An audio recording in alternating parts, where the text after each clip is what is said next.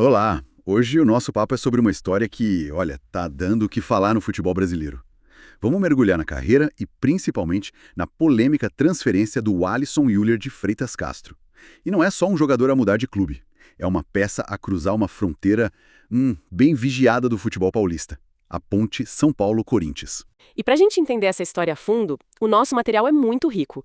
Temos a biografia dele na Wikipedia, que conta tudo desde o comecinho. Temos várias notícias que esmiuçaram a negociação, sabe? E o mais legal, uma discussão numa comunidade online de torcedores. É quase um termômetro, né, para medir a reação emocional da torcida. Exato. E o nosso objetivo aqui é ir além do óbvio, né? Não é só dizer, o Alisson foi pro Corinthians. A gente quer entender o porquê. O que isso significa para a carreira dele? Qual é o xadrez que os clubes estão a jogar? E o que a reação da torcida revela sobre essa paixão, sobre essa rivalidade hoje em dia? Perfeito.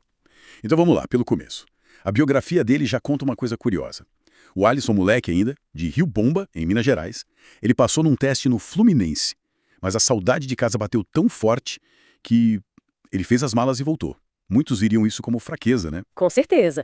Mas eu vejo de outra forma, sabe? Para mim, isso já mostra desde o início a dimensão humana do atleta.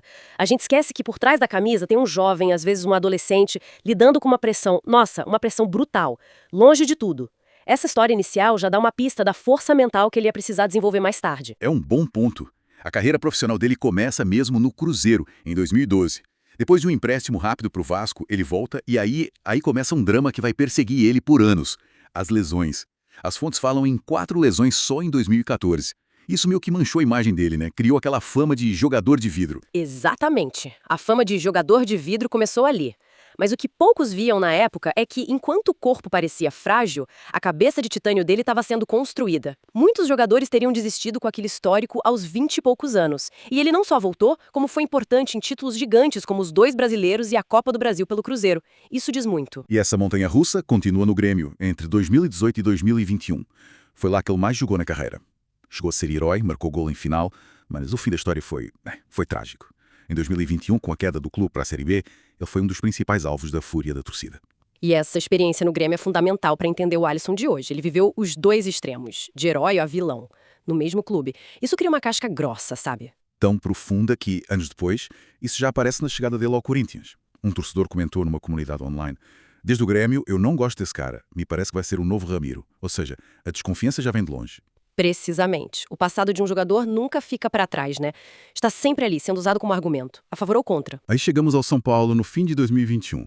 E, de novo, o roteiro parece que se repete. Um começo promissor e mais lesões em 2022. Mas em 2023, a história dá uma virada que ninguém esperava e que vai muito, mas muito além do campo. Sim, e este é talvez o momento mais importante da biografia dele. Ele revela publicamente a batalha contra a depressão. Chegou a ter pensamentos muito sombrios. A coragem de expor essa vulnerabilidade num ambiente tão machista como o futebol é algo gigantesco. E esse é o contexto essencial para entender a ressurreição dele. Totalmente. Porque o que acontece a seguir é quase um milagre desportivo. O Alisson estava na lista de dispensas do São Paulo, praticamente fora. E então, chega o Dorival Júnior. O que eu acho fascinante é o que é que um treinador vê que uma direção inteira de futebol não consegue ver. Essa é a pergunta de $1 milhão. O que o Dorival viu foi potencial desperdiçado. Ele olhou para o Alisson, que na época era um ponta, um meio atacante, e viu outras coisas. Viu leitura de jogo, uma resistência física incrível, uma disciplina tática. Então ele faz a grande mudança. Transforma ele em segundo volante. Mas não foi só recuar ele em campo. Foi uma aposta radical. Dorival trocou um suposto criador de jogadas por um motor incansável no meio-campo. Alguém para destruir a jogada do adversário e iniciar da equipe dele com um passe simples. Foi uma mudança de filosofia para o jogador. E o Alisson, nossa, ele abraçou a ideia de uma forma espetacular. E o resultado foi histórico. De dispensável, ele virou um dos pilares fundamentais, um símbolo da reconstrução da equipe. E ganhou a Copa do Brasil de 2023, que era inédita para o clube. É uma história de redenção incrível. O jogador está nas mãos da visão de uma única pessoa. A parceria dele com o Dorival salvou a carreira dele no São Paulo. E essa parceria é a chave para entender tudo o que está acontecendo agora. Exatamente, porque o tempo passa, a gente está em janeiro de 2026, e o cenário no São Paulo muda de novo. Dorival não está mais lá, chega o Hernan Crespo, com outra tática, e o Alisson, o herói da Copa do Brasil, volta a perder espaço. Deixa de ser convocado. E quem é que liga para ele? O homem que o reinventou, claro, Dorival Júnior. Agora treinador do maior rival, o Corinthians. Isso é xadrez, não é só futebol. Quando o Dorival pede o Alisson, ele não está só contratando um bom jogador. Ele está importando um tenente da sua mais absoluta confiança.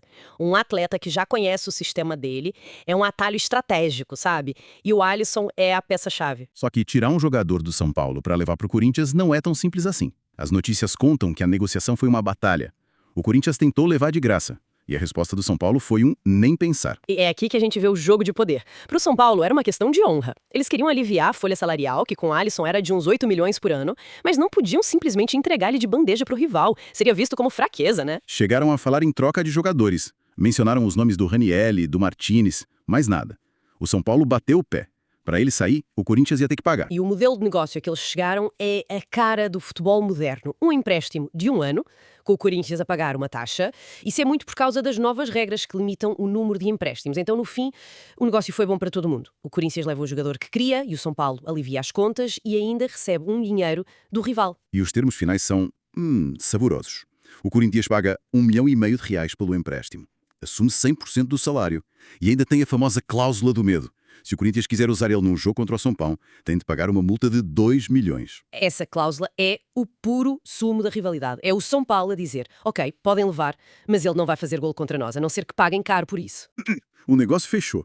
Mas uma transferência entre São Paulo e Corinthians nunca acaba na assinatura do contrato, pois não?